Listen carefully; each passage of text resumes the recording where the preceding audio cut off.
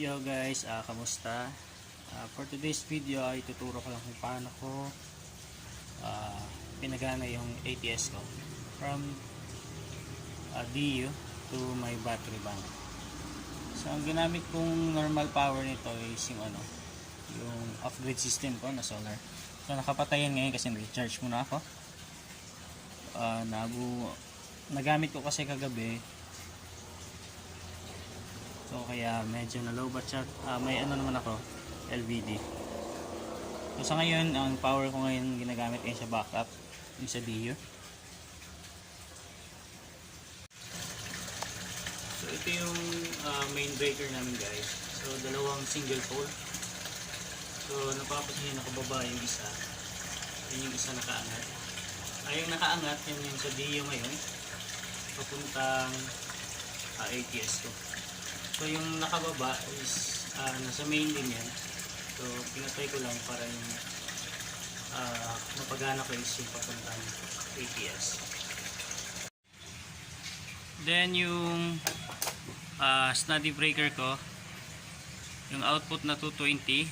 So naglinya din ako papunta dito sa breaker na ito. Then papunta sa normal power. Sorry, madilim. Yung ginawa ko is naglinya ako ng sarili sa isang pole na circuit breaker. Naglinya ako dito. Yun.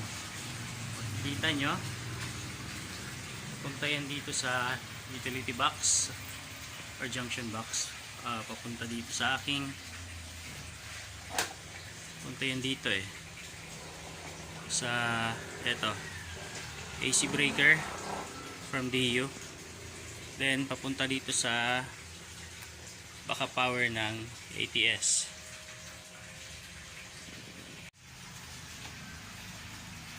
Then yung connection nito guys, yung dalawa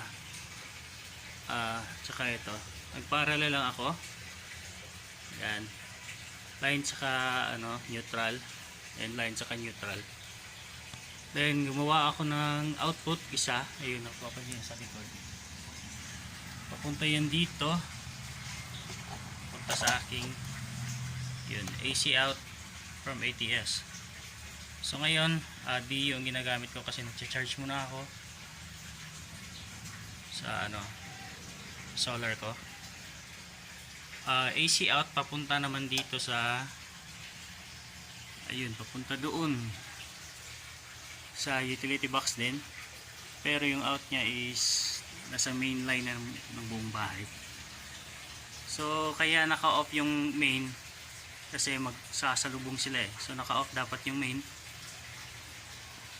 para ang magamit mong source ng power is yung DU or yung off-grid system. So dapat naka-off yung isa bago mo i-on yung sa off-grid system mo. So yun lang, sana hindi kayo naguluhan.